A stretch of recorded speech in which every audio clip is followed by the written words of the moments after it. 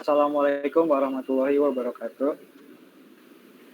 Di sini kami dari kelompok T7 akan mempresentasikan hasil proyek kami yang berjudul Perbaikan Kualitas Citra untuk menentukan jumlah manusia pada sebuah citra, yang beranggotakan yang disusun oleh NRP 15 2020-118, Muhammad Alan Purnama, Ladu 15 2020 121, Atala Aditya Anwar, lalu 15 2020 122, Putri Janatining Tias.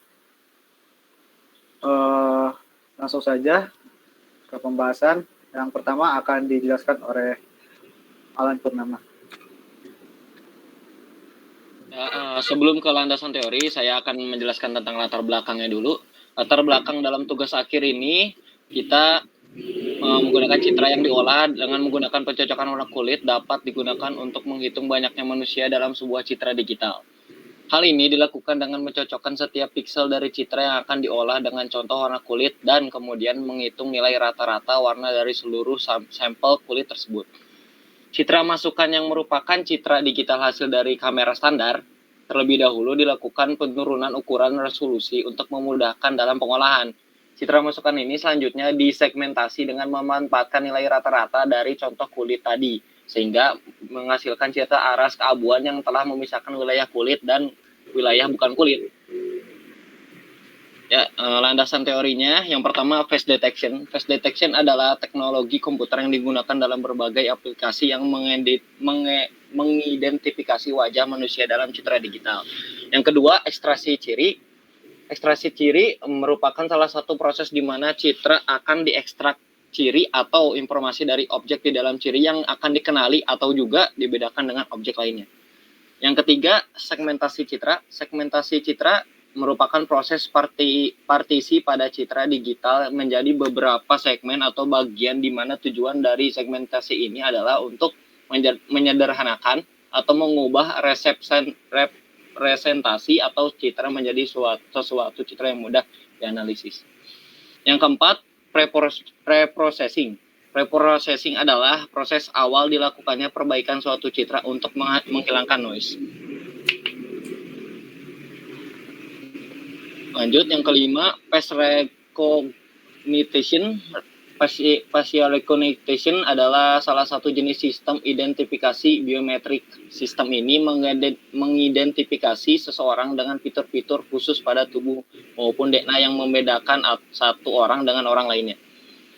Yang keenam, HR Cascade classifier adalah salah satu algoritma yang digunakan untuk mendeteksi sebuah wajah. Algoritma tersebut merupakan mendeteksi dengan cepat dan real time sebuah benda termasuk wajah manusia. Lanjut ke metode penelitian.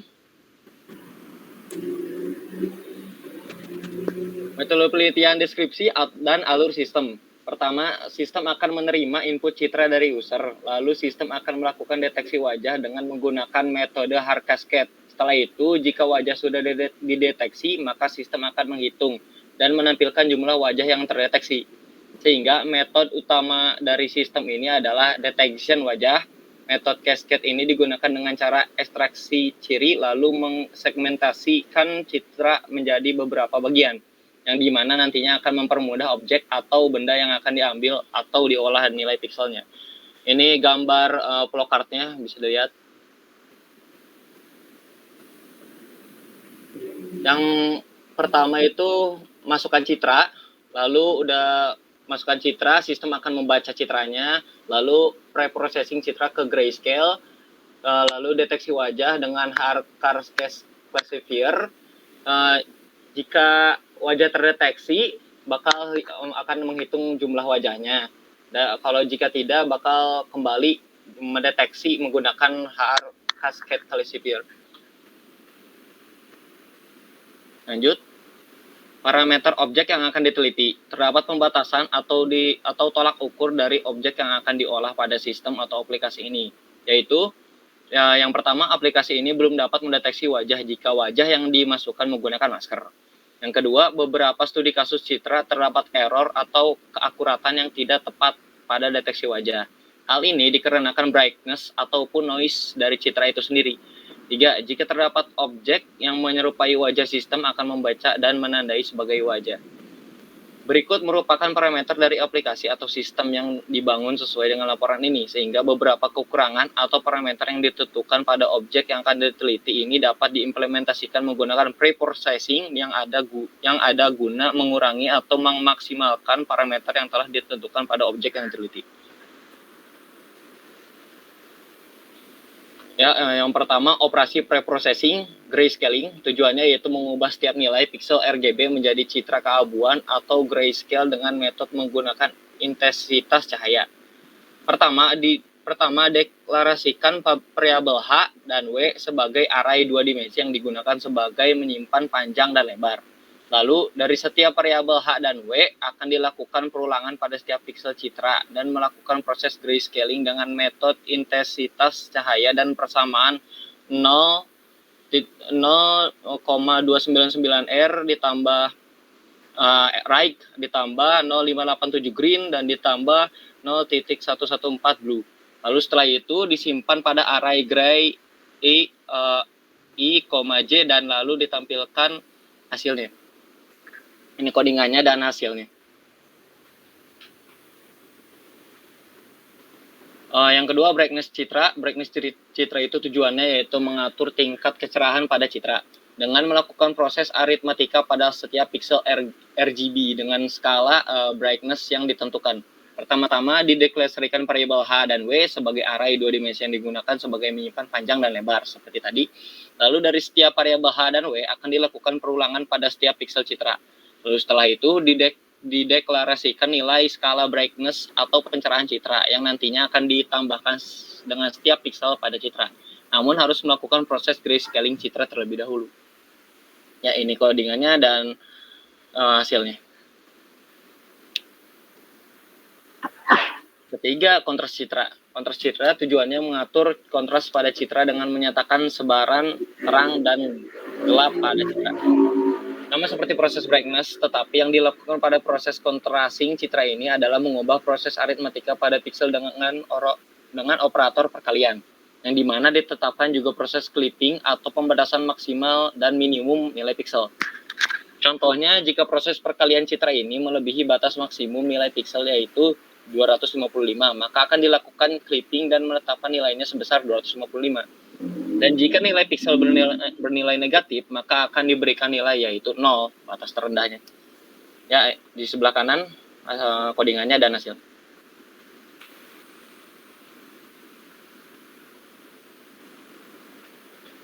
Yang keempat, kontras stretching. Tujuannya memperbaiki citra yang memiliki kontras yang terlalu rendah atau terlalu tinggi karena proses brightness, sehingga proses ini tergantung pada nilai intensitas dari derajat keabuan citra.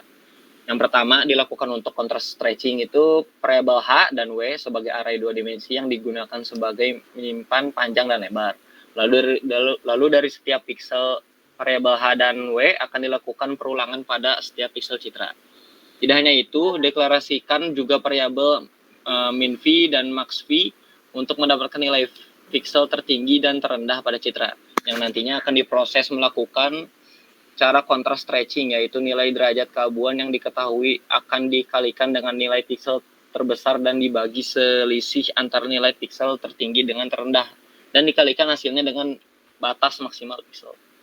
Sebelah kanan codingannya dan hasil. Selanjutnya akan dijelaskan oleh Putri. Selanjutnya ada negative image. Tujuannya untuk mengkonversikan citra RGB ke citra negatif. Pada proses negative image yaitu melakukan selisih antara batas maksimum pixel pada citra dengan nilai derajat keabuan citra tersebut. Di sebelah kanan ada contoh codingannya sama hasilnya. Selanjutnya ada binary image. Tujuannya melakukan binary station atau mengubah citra RGB menjadi hitam putih. Pertama, deklarasikan dulu variabel H dan W sebagai array 2 dimensi yang digunakan sebagai menyimpan panjang dan lebar. Lalu dari setiap variabel H dan W akan dilakukan perulangan pada setiap pixel citra. Setelah itu dilakukanlah proses thresholding dengan memberikan beberapa kondisi pada setiap derajat keabuan citra. Jika nilai derajat keabuan melebihi atau sama dengan nilai thresholding, maka akan diubah nilainya menjadi 0. dan jika kurang dari maka akan diubah menjadi 1. Ini contoh codingannya sama hasilnya di sebelah kanan. Selanjutnya ada histogram grayscale. Tujuannya menggambarkan penyebaran nilai-nilai intensitas piksel dari setiap nilai piksel derajat keabuan citra. Pada proses histogram grayscale menggunakan fungsi dari library pada OpenCV, yaitu plt.his, di mana pertama akan dilakukan proses grayscaling dan setelah itu akan digambarkan hasil dari penyebaran nilai derajat keabuannya menjadi histogram. Ini contoh hasilnya histogram grayscale. Selanjutnya ada histogram RGB. Tujuannya memunculkan grafik penyebaran piksel RGB pada citra dengan histogram, di mana nilai penyebaran piksel tersebut terdiri dari 3 buah channel, yaitu RGB, red, green, dan blue. Pada proses histogram RGB menggunakan fungsi dari library pada OpenCV, yaitu plt.his, di mana akan ditampilkan penyebaran piksel dari setiap kanal RGB nantinya. Ini contohnya, pada grafiknya ada red, green, dan blue-nya. Selanjutnya, histogram equalization. Tujuannya mengubah nilai derajat keabuan dengan derajat keabuan yang baru, sehingga menyebarkan derajat keabuan terhadap seluruh nilai piksel agar merata. Ini contoh hasil histogram equalization-nya. Selanjutnya, translasi citra. Tujuannya melakukan pergeseran atau letak koordinat dari piksel dengan mengurangi koordinat X dan Y-nya. Ini hasilnya ada di sebelah kanan di gambar 21. Selanjutnya, rotasi citra. Tujuannya untuk mengubah arah derajat dari koordinat piksel, di mana hal ini ditentukan dengan nilai variabel rotasi sebesar theta terhadap sudut X dan Y. Ini hasilnya bisa dilihat. Terus selanjutnya ada konvolusi resize citra. Tujuannya untuk memberikan atau mengubah ukuran skala dari citra. Ini codingannya sama hasil dari resize zoom in. Selanjutnya ada konvolusi citra. Tujuannya melakukan clipping atau penimpaan konstanta kernel dengan piksel, di mana tujuan dari konvolusi ini tergantung pada kernel itu sendiri. Ini contoh hasilnya. Selanjutnya akan dijelaskan oleh saya sendiri atau median filter. Tujuannya melakukan pelembutan citra atau mengurangi noise pada citra, yang dimana hal ini termasuk pada low pass filter. Di sebelah kanan ada contoh codingan dan hasil median filternya. Selanjutnya ada maksimum dan minimum filtering. Tujuannya mengurangi noise pada citra, yang dimana efek dari pengguna ini ada efek blurring, di mana proses ini akan mengurutkan layaknya median filter, namun diambil nilai terbesar atau terkecilnya. Di sebelah kanan ada contoh codingan serta hasil maksimum dan minimum filtering. Nah, selanjutnya kita masuk ke hasil dan pembahasan. Pertama, pembahasan metode hard cascade. Tujuan untuk melakukan ekstraksi ciri terhadap objek wajah pada hard cascade ini akan menggunakan algoritma HR-like feature yang digunakan dalam mendeteksi objek pada citra. Lalu hard cascade akan melakukan prinsip yang sama seperti pada fungsi Fourier, di mana citra akan di segmentation menjadi citra lokal ke dalam beberapa kotak atau bentuk citra lokal. Setelah itu, hasil dari segmentation itu akan diproses dan kemudian akan diidentifikasi dan dibandingkan setiap perbedaan nilai piksel yang ada. Sehingga perbedaan nilai piksel ini akan diproses dan dihitung dengan menghitung nilai area putih dan juga area hitam, lalu dikurangi keduanya. Sehingga hasil perbedaan nilai piksel ini akan mempermudah dalam memproses perhitungan nilai fitur menjadi citra grayscale. Hasil pengujian dan analisis. Untuk tampilan aplikasinya seperti ini. Dan untuk pengujiannya, di sini kita menguji 3 buah citra. Yang pertama ini gambar wajah 2 orang. Yang hasilnya itu terdeteksi dua-duanya. Lalu citra yang memiliki 3 wajah sama, terdeteksi semua.